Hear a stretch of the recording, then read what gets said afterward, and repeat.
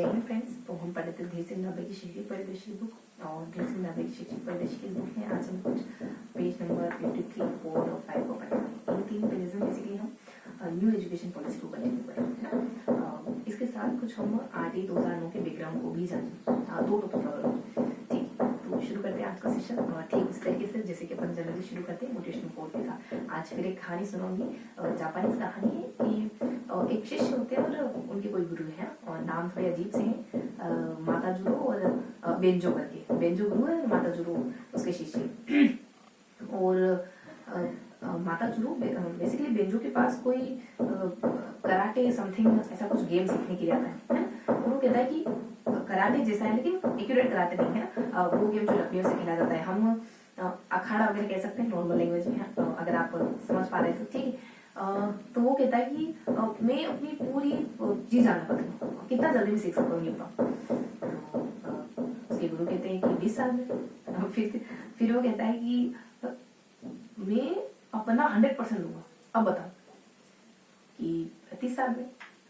फिर कहता है वो कि मैं एक पल भी इधर उधर नहीं गवाऊंगा, सिर्फ और सिर्फ पूरा कंसंट्रेशन सीखने में लगाऊंगा।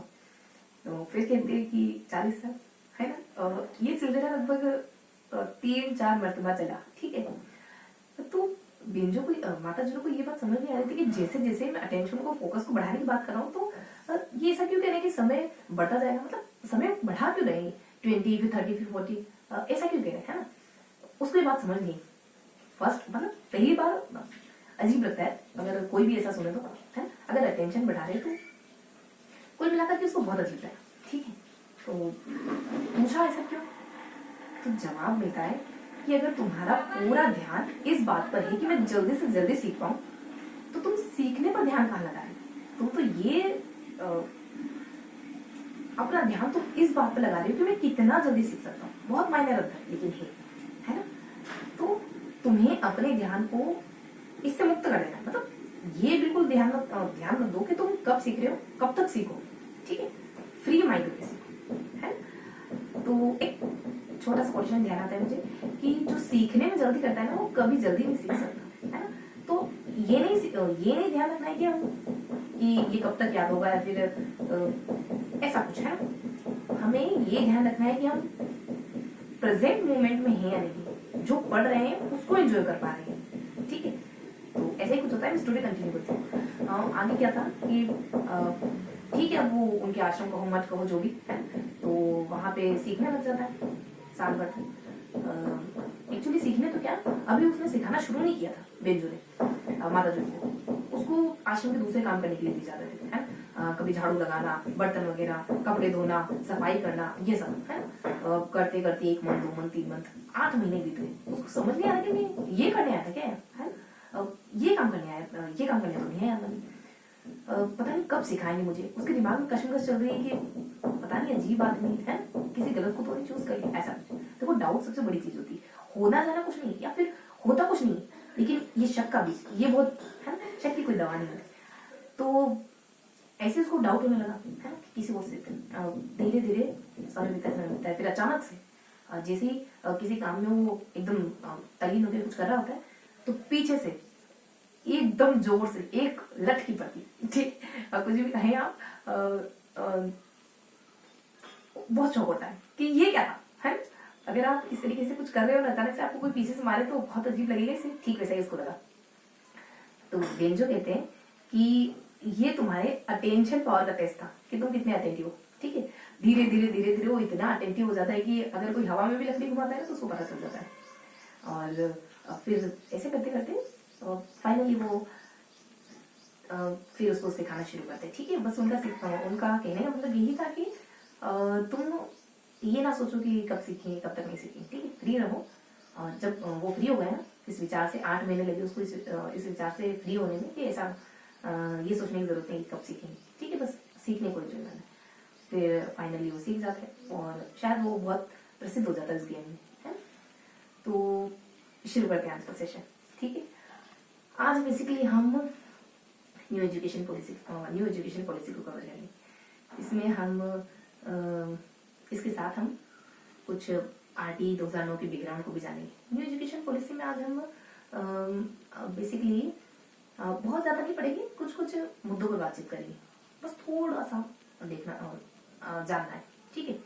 कि new education policy primary education के बारे में क्या बात करती है, शिक्षक शिक्षा के बारे में क्या बात करती है, व्यवसायिक शिक्षा के बारे में क्या बात करती है, बच्चों को समता और संवेदनशीलता सिखानी है तो इस बारे में न्यू एजुकेशन पॉलिसी का क्या मत है, ठीक है।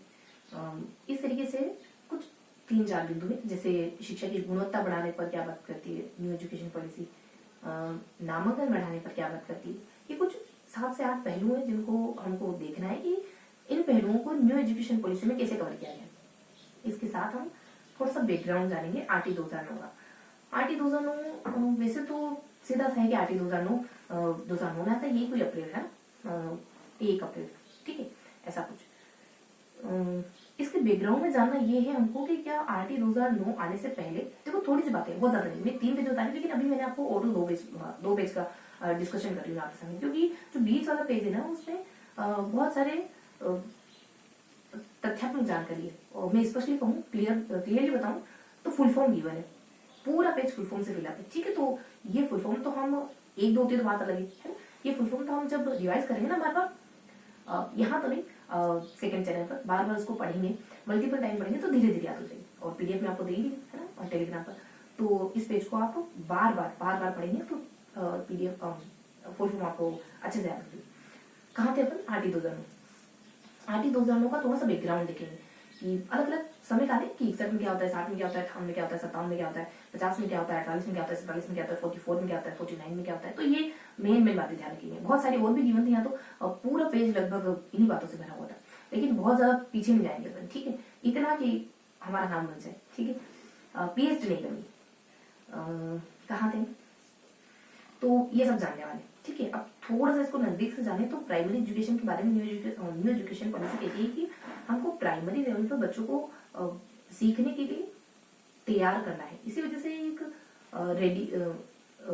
रेडीनेस प्रोग्राम चलाया जाता है, ठीक है, अब से चलाएंगे 3 मंथ का, ताकि हम बच्चों को रेडी कर सके, मे बी एनसीईआरटी के द्वारा, ठीक है, RSCERT के द्वारा। इसके अलावा हम प्राइमरी लेवल को थोड़ा सा स्ट्रॉन्ग बनाएंगे, जिसे हम प्राइमरी लेवल पे जो टीचर आते हैं उनको बुक प्रोवाइड करवाएंगे, ताकि हम उनको ये सिखा सके कि बच्चों को कैसे पढ़ाना है इस स्टेज पर, क्योंकि उस स्टेज पर बच्चों की बुनियाद बन रही होती है, कच्ची मिट्टी, वाकई में बच्चे उस समय कच्ची मिट्टी होती है। आप भी सोचकर देखो, कुछ भी जो आपने बहुत बचपन में सुना है, आप नहीं तर्क करते कि ये बात सही है गलत, बस उसको एज इट इज मानते हैं, क्योंकि वो बहुत पहले से आपके दिमाग में बैठी हुई। ऐसा कुछ न्यू एजुकेशन पॉलिसी में बताया गया है ना, कि प्राइमरी लेवल को स्ट्रॉन्ग करना है हमको, प्राइमरी लेवल को हमको शिक्षण से जोड़ना है, पढ़ाई से जोड़ना है ना, बच्चों को खेल खेल में पढ़ाना है हमको। खेल का मेन मकसद बच्चों को खुद सिखाना होना चाहिए। ICDS करके कुछ संस्था है, और इसकी मदद से हम ये काम करेंगे, ऐसा कुछ है ना। इसके अलावा गुणवत्ता के लिए बस इतना है कि हम मूल्यांकन 360 डिग्री करेंगे, होलिस्टिक तरीके से करेंगे, न सिर्फ ज्ञान को मापेंगे, क्रिया को, भाव को, इन दोनों पहलुओं को भी मापेंगे। जब इनका मापन होगा इसका मतलब सिंपल है कि इनको भी तवज्जो दी जा रही है मूल्यांकन की इस प्रक्रिया में। इसके अलावा हम गुणवत्ता को बढ़ाने के लिए ये आप एक्टिविटी बेस्ड लर्निंग करवाएंगे, और स्टूडेंट बेस्ड आपका सीखना होगा, ये बातें तो है ही सी, ठीक है। इसके अलावा आप नामांकन बढ़ाने के लिए क्या करेंगे, नामांकन बढ़ाने के लिए हम ज्यादा से ज्यादा स्कूलों की स्थापना करेंगे, गवर्नमेंट स्कूल।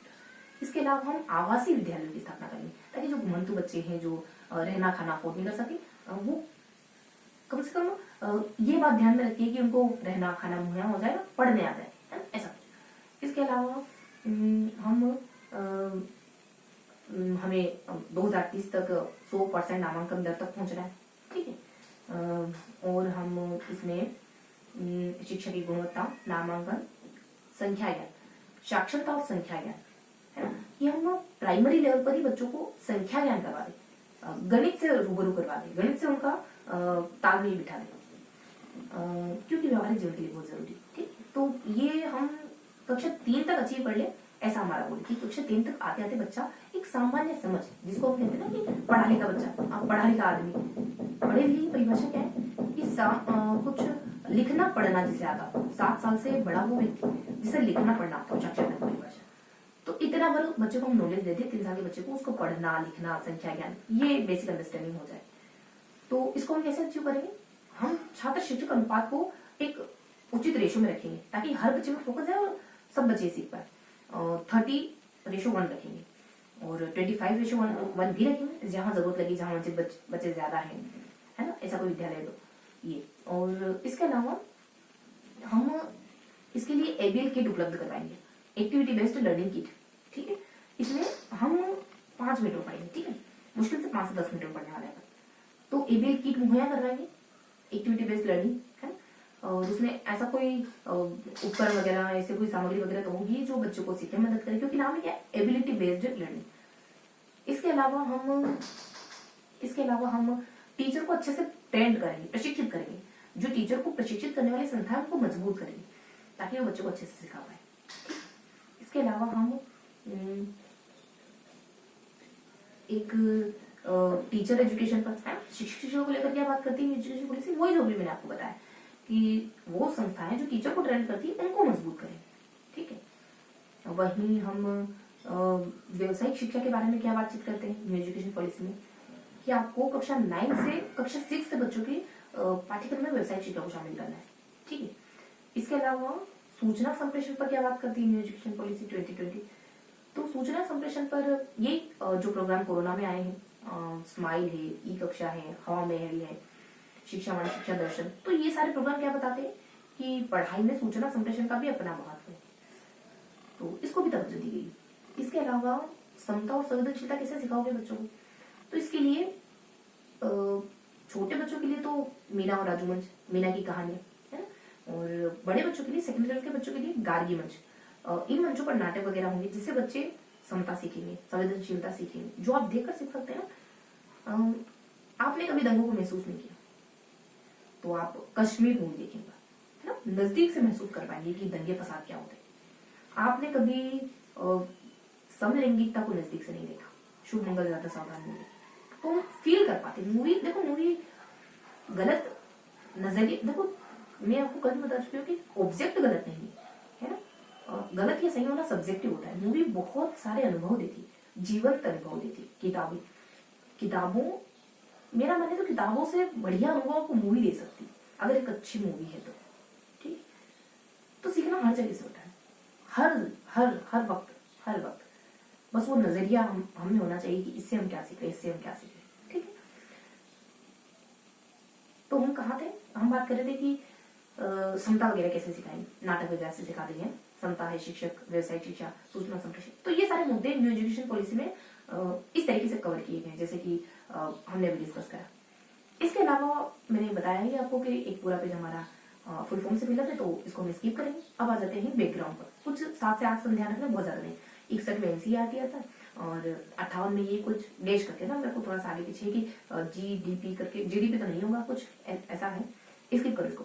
61 में अपना एनसीईआरटी आता है, 57 में माध्यमिक शिक्षा बोर्ड की स्थापना होती है, 50 में 10वीं कक्षा तक आपको अनिवार्य पढ़ाई मुहैया करवाए, इसके लिए कुछ प्रयास हुए थे 50 के आसपास। 10वीं कक्षा तक आप कंपलसरी पढ़ाई मुहैया हो, मतलब अध्ययन आपका 10th तक अनिवार्य हो जाए, इस पर काम किया गया था 50 के दरमियान। वहीं 48 में राधाकृष्ण आयोग आता है, जो बेसिकली 180 कार्य दिवस की बात करता है कॉलेजेस में, और ये ICS Indian civil services exam के लिए ग्रेजुएशन की बाध्यता को समाप्त करने की बात करता है। वहीं 47 में सार्जेंट अधिनियम आता है, जो 47 में खरे समिति बनती है, जो कहती है कि हमें 10वीं तक की पढ़ाई को बहुत कम खर्चे में मतलब बहुत कम खर्चे में सुनिश्चित करवा देना चाहिए। वहीं एक 44 में सार्जेंट अधिनियम आता है, जो बेसिकली 7 साल के बच्चों तक अनिवार्य शिक्षा की बात करता है, 7 साल के बच्चों के लिए, और 11 साल के बच्चों के लिए व्यवसायिक शिक्षा की बात करता है। वहीं कोई 29 में एक हंटिंग या कुछ ऐसा कुछ ऐसी कोई समिति है जो बेसिकली प्राथमिक शिक्षा को बहुत ज्यादा नुकसान पहुंचाती है। तो ये कुछ बहुत ज्यादा इंपॉर्टेंट बातें, ठीक, मतलब बैकग्राउंड में जो भी बहुत सारे संगीवन है उसमें से कुछ इंपॉर्टेंट बातें जिनको हमको थोड़ा ध्यान रखना चाहिए। ठीक, इर्द गिर्द तो कुछ बातें पता होती है ना, तो कॉन्फिडेंस बिल्ड होता है। हमें एग्जैक्ट पता है नहीं कि ये 50 क्वेश्चन पूछेंगे, ये 60 क्वेश्चन पूछेंगे, तो उनके इर्द गिर्द हमको जानकारी पता होनी चाहिए। एक थोड़ा सा ध्यान रखिए कि 1781 में पहला मदरसा बना था।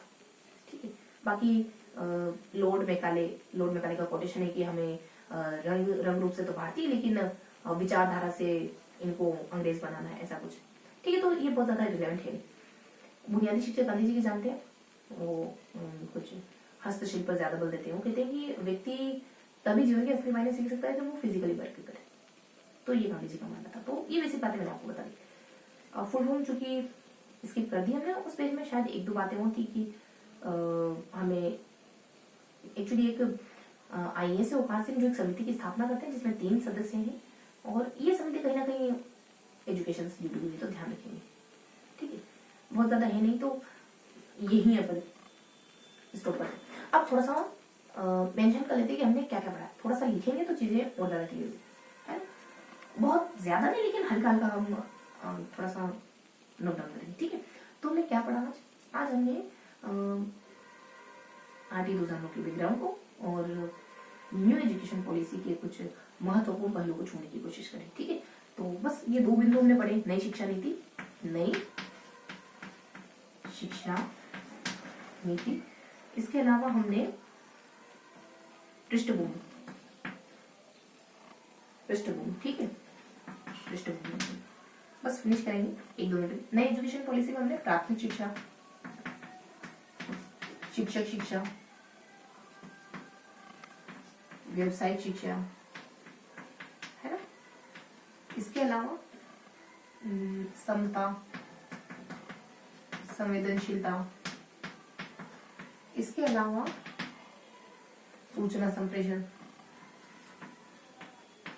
ठीक है, इसके अलावा संख्या ज्ञान, साक्षरता और संख्या ज्ञान, इसके अलावा नामांकन, ठीक है, बस संख्या ज्ञान है, नामांकन है, गुणवत्ता है।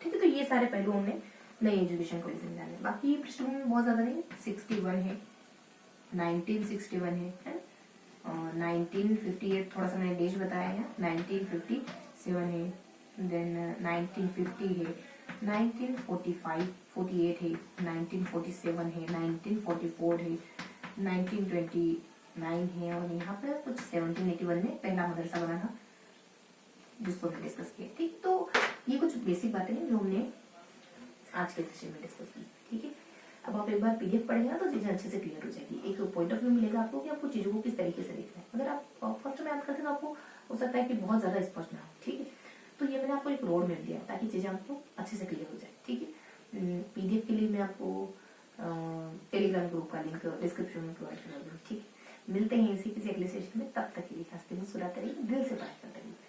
जय